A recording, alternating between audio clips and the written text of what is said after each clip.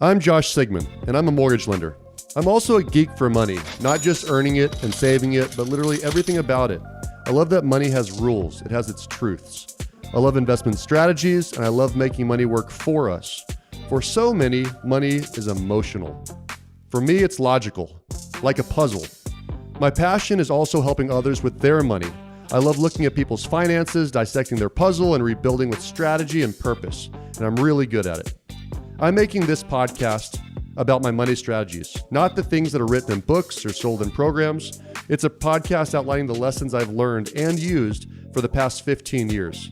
These strategies help me and those who use them save more, give more, create wealth, and retire early. Let me teach you how to build your net worth. You ready? Welcome to Sigman Sense.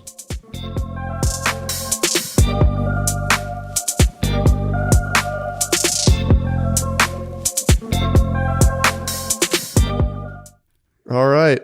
Welcome to episode 1, year 1, minute 1 of Sigman Sense. So I am your host. This is Josh Sigman, and I am with my hostess. Can I say hostess? Hostess. I like hostess. This is Bryn Rouse. I like and it. I wanted to talk about how this all came to be because I'm super excited about it. I'm super nervous about it, but it's fun.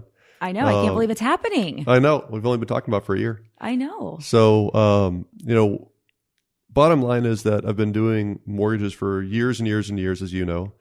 And I think everyone has their own personal money story. Mm-hmm. So I have my own personal money story about, how I overcame some fears about it or understanding about it or lack thereof. And then, of course, my industry requires a deeper depth of knowledge anyways about money. And, of course, you've been along my side for 10 years now. And so I've gotten to watch you and your family work on your money as well. And what we've talked about for years and years and years is the need for more information to the general public. It's amazing to me how many people think they know about money, about the rules, what to do, about budgeting, how to invest, when to invest, what's a good idea, how much house should you buy, but how few people actually do understand it. Right. Or know how. Yeah. Know how. Or where to start. Yeah, absolutely. Where to start. So absolutely. I think the whole purpose of this podcast was to get some more general knowledge out there, because I really do think that with a little bit of time put into it, it's actually a pretty easy, non-emotional, logical thing that you can work on. Pull us out of the emotion and into making it a game. Yeah. A game. Make money a game. Yeah. And at the end of the day, putting your head in the sand and not working on it just makes things worse. And we see that in our industry time and time and time again. Yeah, because it's scary. I don't want to go and look at all that stuff. One thing I think is that I'm really excited about is that we spend a lot of time and have spent a lot of time over the years showcasing your strength for business building and or my strength for marketing, and really focusing in on the business related stuff. And you're also really good at this piece, and it can help everyone, not just people that are building teams or in business or want to hear about things in that realm. So it's exciting to take it on the road. The road show. Yep. So we can, just expand and talk to more people about it. Because it's cool. And I think that you are really good at it. And I think most people's perception of having to talk about money with you is like, oh my gosh, I don't want to be judged. I'll be embarrassed. And it just couldn't be farther from the truth, because I can speak personally. I know that's how I felt. And you, I think, gosh, for probably 2 years, we're like, let me do your budget. Let me do your budget. Let me do your budget. And I could not think of literally anything worse than having to do a financial physical with you. Well, it's like going to the doctor and getting naked in front of a total stranger. Yeah, it is what it is. Except that guy's also your boss. Great. Which just adds a real fun element. But ultimately, it was Randy that made the decision. Yep. And you saw an opportunity with Randy and were like, got it, and got Randy to commit. Yep. And I'm really glad that happened. And so much, I don't know if you remember, I'm sure you do, but I would not even attend for the first year. I remember that. I would not attend. Randy is Bryn's husband, and he and I would get together to go through personal budgets once a month. Yeah. And that was every bit of 6 years ago now. Mm-hmm. So how things have changed, but we'll get into that later on. Yeah, for sure. I think a good point to start is people have to understand, if I'm going to ask other people to get naked and ask questions and share different things and stories, I've got to share my own story. Yeah. And don't feel bad for me because I've been very blessed my whole life. That being said, having money or starting with money in a family doesn't mean that it's always easy. It's not easy. And I think that a lot of people would disagree or think the opposite, right? Yeah, it's absolutely. like, oh, there's, money over there. Everything's always been hunky dory and easy. Yeah. And so, I would argue that, not having money and not knowing what you don't have, from my point of view, might be easier than having money and then losing it. Because you know what you didn't have in the first place. The opportunity to earn it versus trying to protect it so it doesn't all go away is also an emotional thing that people go through. So yeah, for sure. I started off pretty lucky. My dad is a perinatologist, so he works on fetuses and high risk pregnancies. And my mom's a double PhD. I'm the dumbest person in my family. My brother has lots of initials behind his name as well. I don't. But now you can add podcast host. I'll add that to my credentials. But I grew up with a doctor, and he was a great earner. My mom was a great earner, and so we fell into the 80s and the 90s where you spend a lot of money when you make a lot of money. Yeah. And I didn't know any differently because my parents never learned about money really until later in life. And they didn't teach it to their kids, me being one of their kids. That was going to be my question. Like, was it a conversation? Yeah, it was never a conversation. Yeah. It was if we had it, we would go do it. And I love that I had lots of experiences growing up. We were the family that had a boat, and my dad loves flying private planes, and we traveled the world growing up. I was in probably 40 of the 50 states before I graduated from high school. I lived abroad in 3 different countries: Australia, England, and Jamaica. And I literally, as I grew up, I never thought I'd have to worry about money because mommy and daddy clearly were rich, right? Because they have a boat and a plane. That was going to be my next question. Like, did you knew and were identified, or were you identified as a rich kid? Well, I assume so. I was at a private school, and among your peers. Yeah. What's funny is I thought I was the poor guy at school based on some of the dang. It's pretty funny. It's funny that you brought that up. I forgot about that. I thought I identified myself with the poorer folk at my private school because there were some really, really, really rich people at the private school I was aware of. Okay. Bush family people, right? Like Anheuser-Busch. So I knew we weren't that, but I knew we weren't without either. Okay. So you knew that there was money. Yeah, I knew there was, and I knew that the fun experiences you could get as a result of it. I didn't understand the game at all. I didn't understand how to earn. I didn't understand how to save. I didn't understand how to budget. I just knew if there was money, we could do stuff with it, and that was about the extent of it. And how did you spend? Were you given that's a great question. Allowances? Did you have to work? I mean, I don't... What's funny? I think that parents in general that have money make the mistake of they want their kids to be better off than them and not struggle like they did. And so I didn't have chores that were required to get money or to get allowances. I think that's a big mistake because I would have learned that a little bit earlier. However, I did, for whatever reason, have a work ethic.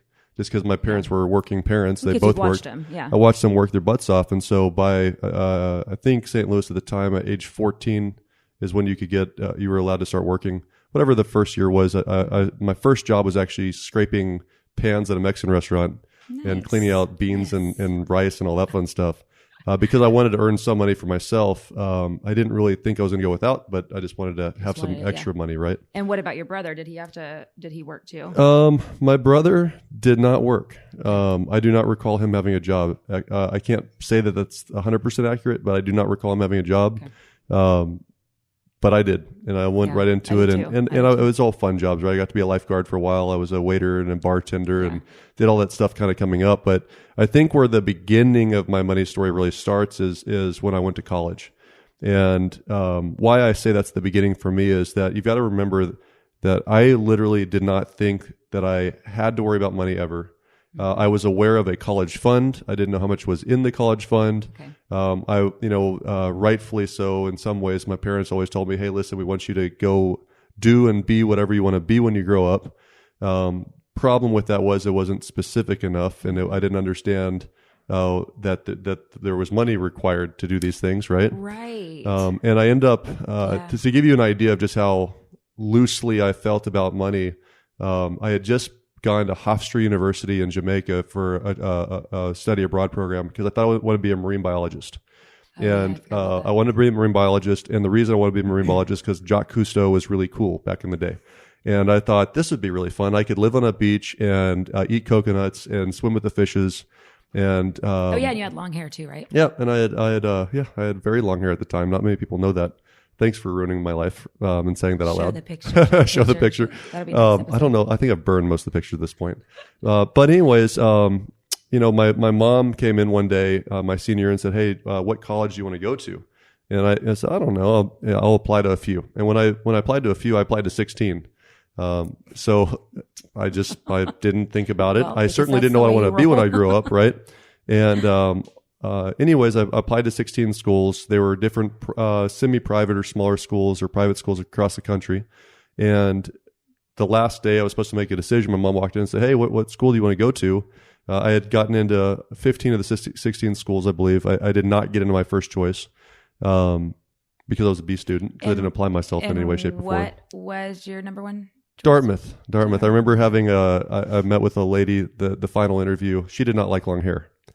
No joke. I remember going in, and in the first 2 seconds of meeting this lady, she undressed me as far as, okay, you're not our type. That's how I felt at the very nice house in the downtown St. Louis area. I'm a rich kid. Right. Just kidding. I was dressed the part. I did not look the part in her mind for sure. So I blame her, but really I blame myself. I wasn't. But really, I mean, it's okay. It worked out. It worked out. For real, though. Yeah. So I got into the other 15 schools or so, 14, 15 schools. And I remember that I made a tournament bracket because I really didn't care. I didn't make my first choice. By the way, Dartmouth has a really cool ski school and mountain behind it. And so the reason why it was my number one choice is because I wanted to ski my whole life. Oh, that's why. You probably let in with that. That's probably what I said. Yeah. I'm not the smartest man, like I said. So I end up flipping a coin in a tournament bracket and going through several schools and eliminating them just like a baseball bracket, and ended up at Trinity University in San Antonio. And which is just like so random to me. I mean, it's random, but not like of all the places, Trinity. I mean, I know it's a fantastic school. What's really interesting, if you really look at it, is geographically, all the schools I applied to are about as far away from St. Louis as possible.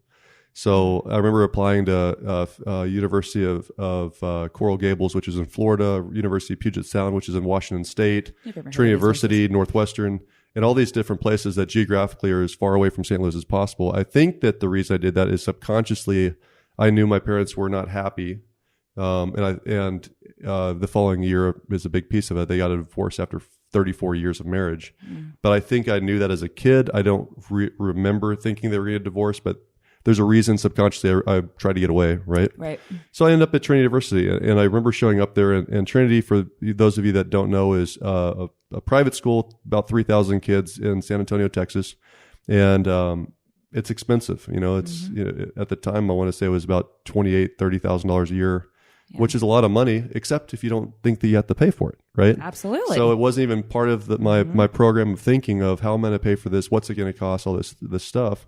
And I went to Trinity, and I got really lucky. I fell into some unbelievable friends in my first year. The roommates from my college experience are still my best friends to this day. That's awesome. And so 6 months into this is when the bomb dropped. And what I mean by the bomb, and I think that this is the most important thing that has to happen for people when it comes to making money changes is at some point you have to experience some level of pain. Yeah. If you don't experience pain, you rarely make changes. And I think about that when it comes to weight, right? A lot of people know that they're 50 pounds overweight, still smoke a pack of cigarettes every day and drink a gallon of whiskey every single day until they have the heart attack and the doctor says, dude, if you keep doing this, you're going to freaking die. Yeah, you can't do that. And so they finally start dieting and start exercising and stop drinking or whatever. Or the young kid that drinks every day of his life, and don't worry, the drunk driving will never happen to me, until they get pulled over and they're about to ruin their life and get a felony.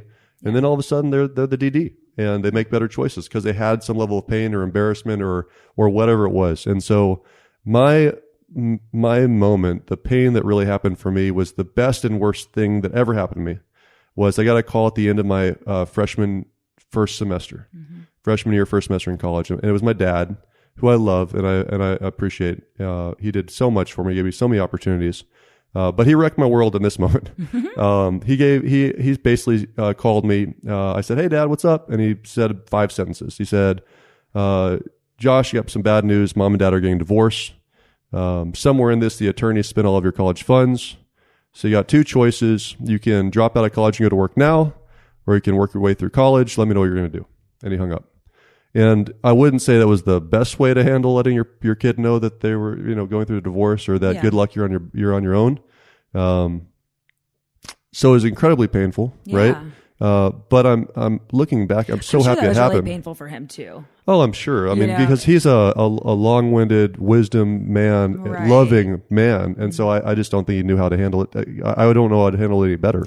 Right. And I mean, you've had this life and he has created this life for you guys, right? Yeah. And yeah, that's true. And then it's like, the carpet's probably jerked felt out. like, oh gosh, so it was probably, the delivery was probably a piece of that too. Yeah. So, and there's also some truth to like, I want my, knowing what I know now, I want my kids to know that they're on their own when they turn age 18. Like, yeah. I go back and look at what probably happened with my dad, with his father. It was the opposite. So my dad's father was not wealthy whatsoever. He was a furrier. He sold furs. He sold vegetables at some time. He was a bartender.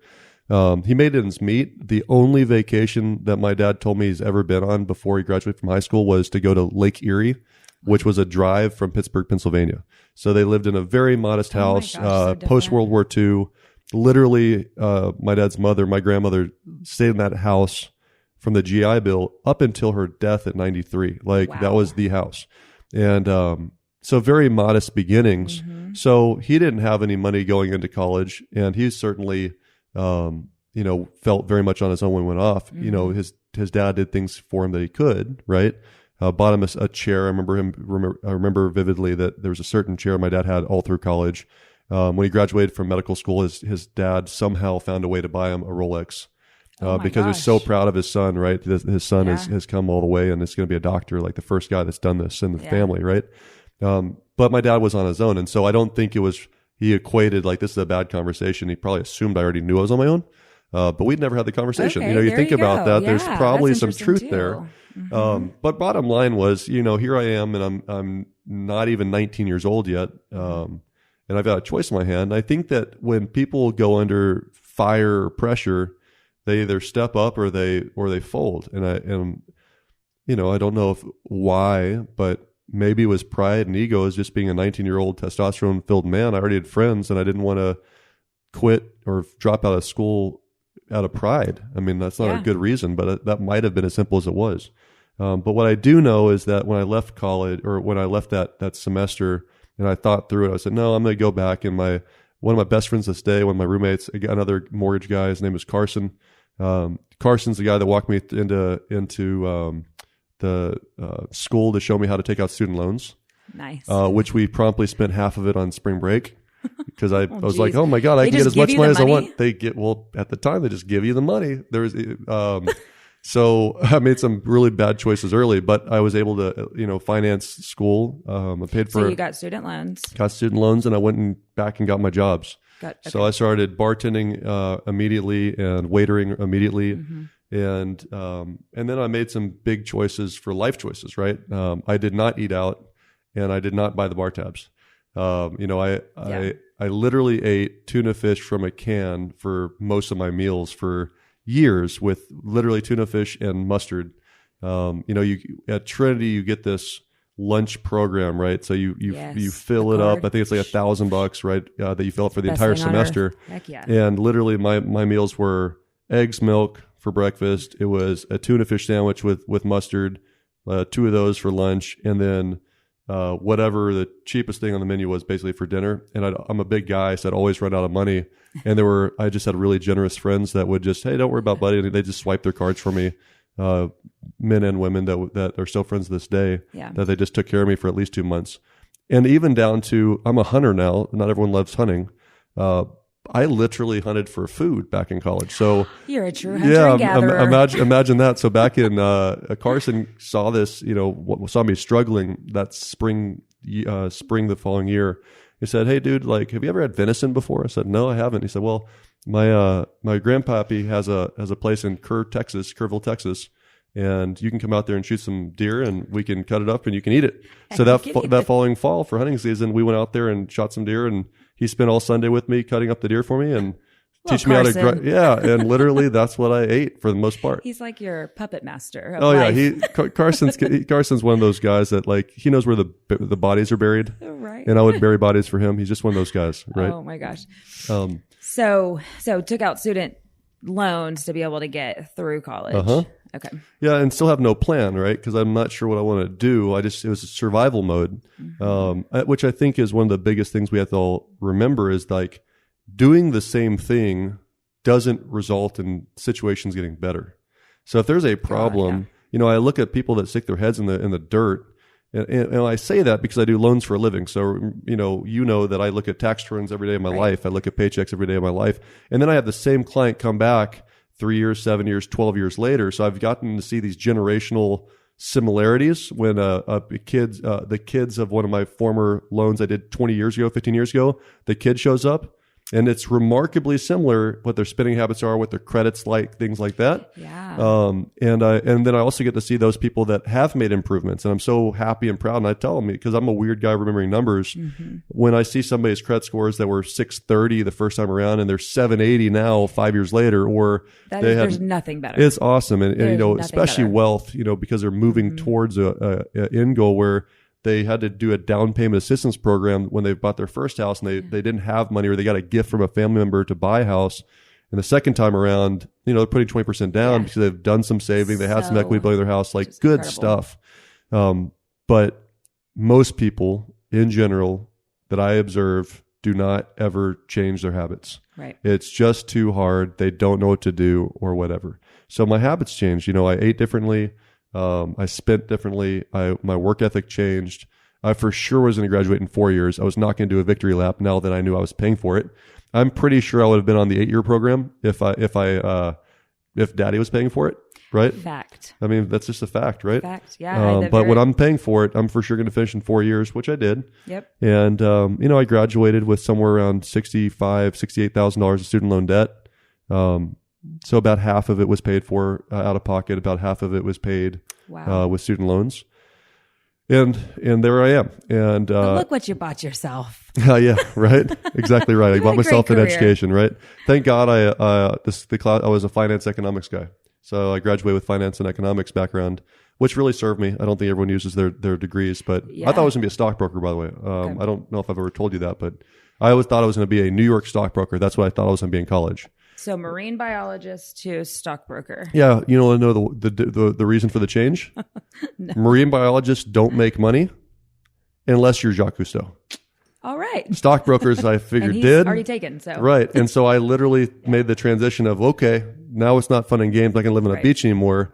What can I do so I can live the lifestyle that I've become accustomed to?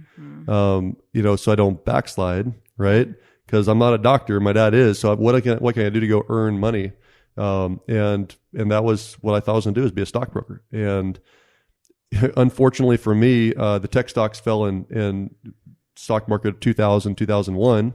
And I was when you graduated, right? Right when I'm graduating, right? And I'm a B student on top of that, right? Yeah. Because I'm not the smartest guy in the world. I'm a street smart guy. I'm not necessarily a book smart guy. I've got some book smarts. But let me just say I didn't apply myself as well. Yeah. I was working really hard. I was playing really hard. I was getting by. And I take tests pretty well. Yeah. But they don't hire B students in New York in a down market. That's just the truth. And so I graduate and I've got no options, and I've got the terrifying student loans coming up in 6 months. In 6 months. And that is, one of the things that when I started in the mortgage business, that my parents gave me the gift of paying cash for college. Mm-hmm. They paid. Huge gift. Huge. I did not understand what I was being given. I knew it was cool and I really appreciated it. And my dad did have the conversation with me that said, you've got 4 years. You've got 4 years of tuition and 4 years of rent. And after that, you're on your own. And you got to get a job to pay your monthly bills, and then also for your play money, except for my freshman year. I didn't have to work my freshman year. And I remember going to pick up my first round of books, and he had given me my emergency credit card and to put school expenses on. Those books were like $689, and I nearly fell over in line. I just couldn't believe it. And so I was like, okay, well, there's that decision. 4 years it is, Pops. Like, you got this, because there's no way. But I mean, it's just so expensive. So I did have the gift of not having to take out loans. And when I started in mortgages, I saw so many people that have these student loan payments. Huge. That are half of their paycheck. Yep. And you can't, and they are absolutely due 6 months after you graduate. So, I mean, it was just so eye-opening. So I had to tell. That's a big deal. It's a big deal. And say thank you. It's terrifying. You know, if you take credit seriously, understand you got to make that payment, even if you don't want to. And kicking the can down the road, which is a lot of students do. A lot of people I see it doing mortgages, you know, they're trying to find ways to defer. Well, it's just kicking it down the road. You're going to pay for it eventually. Yeah. It also makes it hard to get ahead too. Yeah. You know, you're starting your it's one of those basic principles I really believe in is the idea of deferred gratification, right? Like, you got to buckle down and do what needs to be done now. It's not my quote. It's another money guy's quote that says, save today let me get this right. Live today like nobody else. So you can live tomorrow like nobody else. Yeah. Yep. And I really think that's super important. I think that's how I personally got ahead was, you know, going back to, I didn't do all these things. And I'll tell you even another story that compound the problems I created for myself. And again, my mom's a loving mother, and I am so thankful for her raising a decently good kid. Right.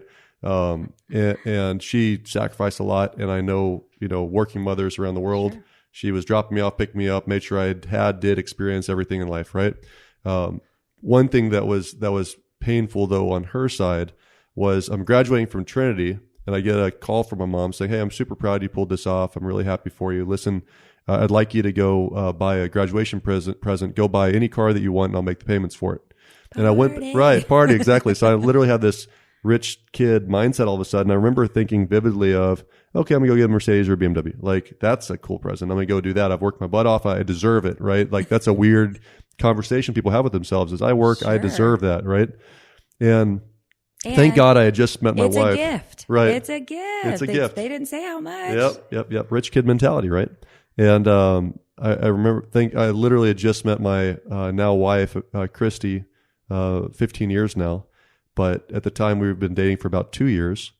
And she knew my story and my money story already. And she's like, "Hey, Josh, like, you got a perfectly good car. Remember what happened a couple of years back with the whole college thing? Maybe you should make a more sensible choice," right? So I literally went out to CarMax. I listened to her advice, but I did buy a 2000 Ford Exploder. It had like 30,000 miles on it. It was $18,500. The monthly payment was $371.25. And I remember that the payment was $371.25 because for whatever reason, my mom never made a payment ever. So now I've got a student loan coming up in 6 months, and I just added in a car payment I didn't need because I had paid for a car that I'd traded in on. Oops. And so I was terrified. But, you know, that's kind of where the money story started. So, you know, go ahead. Go ahead. No, I was going to say that, you know, from there, everyone gets their first job, right? My first real job out of college was the only job that would take me because I couldn't get my stockbroker job. And I ended up in insurance sales. And insurance sales, I was super excited that I'd gotten the interview and gotten the job. It turns out that, like, if you breathe and you have a heartbeat, they're going to hire you. I just didn't know that because the weed out rate is insane. It's like 95% fallout rate. Well, it's 100% commission, right? It's 100% commission, and it's you know, cold calling, all that stuff that people just have general anxiety about. Sure. What do they say? Necessity is the mother of invention. And so here I was, I had no other options. So in the absence of plan B, plan A looks really, really good. Looks really good. So, I show up with a completely open mind of just tell me how to make money because I got to do this. I've got to pay off my debts. I've got to pay off my car. I got to pay off my student loans. I got to live. And then I've got this hot chick on the side that, apparently Texas law is if you've been dating for more than 3 years, you have to marry them. So she's not going to stay with a broke guy. Right. And she wants a ring eventually. How long did it take you to get a job? 5 months. 5 months? Yeah, it was 4.5 or 5 months. I was literally down to because I remember I walked into my first sales mentor. My first boss was Mike Arredondo. And he's a wonderful human. He still lives here in San Antonio.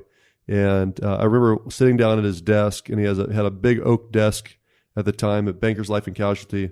And I walked in and I said, "Hey, Mike, dude, I've got to make money like now. I can't wait 3 months or 6 months. I know that's what you tell people is how long it takes to start making your first paycheck. Right. I have to make money right now. What I have to do to be successful." And his answer was, "Well, I'd tell you, but no one ever does the work, so I'm not going to bother. Come back to ask a different day."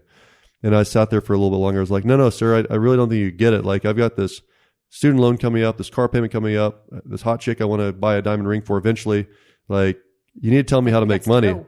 And he said no again. He said, "You're wasting my time. You're not going to do the work anyways," which was what he was trying to do is promote me to see if I was a fighter or not, right? See how much you wanted it. Yeah, I'm committed. And when I have no plan B, I was pretty darn committed, right? Yeah. And so, obviously came back the third time around and said, "Dude, like, you don't get it. I will be your best student. Just tell me what to do to be successful." And something he taught me that day, the rest of my life, I'm forever grateful. He said, "Josh, if you just talk to 10 new people every single day, you'll die rich. That's all you got to do. Talk to 10 new people every single day. Till the day you die, you'll be rich." And while this is not a money conversation, that's a sales conversation. The reality is that for me, it helped me get started in that process. Mm-hmm. And I did. I started not talking to 10 people a day. I was dialing crazy cold leads out of phone books, whatever lead source I could get, 100 people a day, every day, and started dialing for dollars. And is that where did they tell you to call out of the phone book, or did they give if there were no leads, so at the time, bankers used to mail out, and if you check yes or no for more information, they'd have those, which are cold leads, because no one remembers actually checking something and sending it back in the mail 5 weeks ago. Gotcha. And if you had a few of those, you'd call those. But if you didn't have those, you just literally start calling the phone book or knocking on doors or talking to whoever's in the hallway, like literally whatever it took. But what I will tell you is that I was pretty successful early just because I listened to him and did what he said. But more importantly, it's what I did with the money that mattered. So even when I started getting paychecks that were beyond my wildest dreams, right? If you're a bartender making maybe $1,000 a week or $800 a week, and all of a sudden you get a paycheck that's $8,000, I think most people lose their minds and go buy a house or buy a car or buy or travel or spend or start paying for all the bar tabs for your friends or whatever. For sure. Celebrate. And mine was 100% of every extra dollar was reduction in debt. So I'd pay my bills, which we kept, we deferred the gratification, deferred, just basic stuff, and dump money towards debt. And where that came from is I remember when Chris and I were talking about when we're getting married, I said, "Hey, I'm not going to get engaged till all my debt's gone, and I can buy you a diamond ring in cash." I don't want to I still see lots of people finance their diamond rings. Yes. They've got or they marry with debt, or they go into situations, or they never had that conversation before they get married and don't even know that they're about to marry somebody with 500 credit scores and $50,000 of debt. I always say we are like the best people to qualify like potential dating prospects on paper. Yeah. It's like if only we could have them submit a picture along with their 1003. It's like, "Hey, we got a good one. Single ladies in the house. Like, we got good credit over here. We got a steady job." Yeah, unfortunately, that's true. And we can't share the information because of privacy policies, but whatever. But it was throwing all my money towards debt reduction. And what's really crazy is that with just simple discipline, and there was no strategy, no tack, no lesson, no book I read about it. It was just this, I want to be out of debt and I'll do whatever it takes. So I'll bust my butt. I'll work 80 hours a week. I didn't care how long I worked. I didn't reward myself with anything. I didn't upgrade my car. I drove that Ford Explorer till it literally exploded. It was 280 some thousand miles when I turned it in. I didn't buy flashy jewelry. I didn't go on trips, other than whatever we could string together, drive to Ruidoso or something like that. And everything was just debt reduction, debt reduction, debt reduction, debt reduction, debt reduction. And so when it's interesting because you went from not ever having to worry about money to totally a total flip switched. So was it something that you learned about money being a finance major and you could see the debt and how it starts accruing? Yeah, for sure. There's some lessons in that we can get into, rules of 72 are one thing, laws of compounding interest, things like that. I innately knew. Okay. But I also knew that if you're in debt, it's really hard to grow your net worth, right? Because too much money is being sucked off to pay for somebody else's interest for them to get rich. So for me, it was my square one starts when I'm just at zero. Okay. I just wanted to get back to zero. And as fast as possible. Because I also knew from finance that the younger you get started on wealth accrual, the easier it is to do so. Mm-hmm.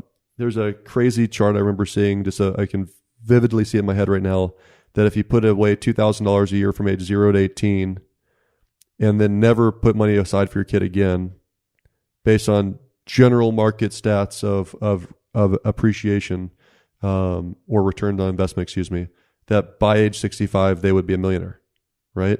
If you put $2,000 a month, $2,000 a year aside from 0 to 18, and you never did it again, they'd be a millionaire. That's crazy. But if you take $2,000 a year and save that from age 19 to 65, you'd actually, which is many, many more years, obviously, you'd actually have less money at age 65 than from 0 to 18. And that has to do with law of compounding interest, and we can get into that at a different time. So I innately knew how to do the basics, but I didn't feel like, this goes back to being emotional originally, and now I'm logical about it, that I felt like I was being wrapped around by a boa constrictor. I felt tight in the chest every time I got that bill and I had that outstanding debt. I know from talking to thousands of clients that people have that same feeling all the time as well. Right. Okay. And it was just get back to zero. Just get back to zero. And so, so you've got all this debt, you're getting back to zero. So deferred gratification is what I heard a lot of. Yeah. And I got back to zero in 2 years because I was singularly focused. And I think that's a key, is I think we say we're focused, but we're focused for a minute and then we forget about it in 30 days and we justify buying this dress or going on this trip or whatever. But I was singularly focused until the job was done. And that job got done in 2 years. And so in 2004, so I graduated in 2001. In 2004, I got married. And I had paid for the ring in cash, and we were ready to start a life together, right? Yeah. From there, to kind of skip ahead, because as we unravel through the podcast series, the many people I've learned from, the mentorships, the learning from clients, learning from clients is a big one. Some big rules, 30, 30, 10, 30 rules, mentors and sales and coaching and things like that. The reality is that one goal that I had was, okay, now I'm out of debt at age 24. I want to be a millionaire by 30. And in my 29th year, I had made my first million. In my 30th year, I had my first million. In 2 more years, I had $2 million in the bank. And keep fast forwarding, I just turned 40 this year. And at age 40, my total net worth is just shy of 20 million, and I've got over 14 million in the bank. Yeah. So what I'm trying to say, congratulations, by the way. Yeah, thank you. And I it's say not that easy. It's not easy. It's not easy. And I say that not from a look at me perspective. It's I know what it felt like to have a stranglehold on my throat, feeling like, how the hell am I going to get out of this and get ahead? Like, how the hell do I turn this around? Yeah. I know that feeling. I also know how difficult it is to scratch your way out of it. Right.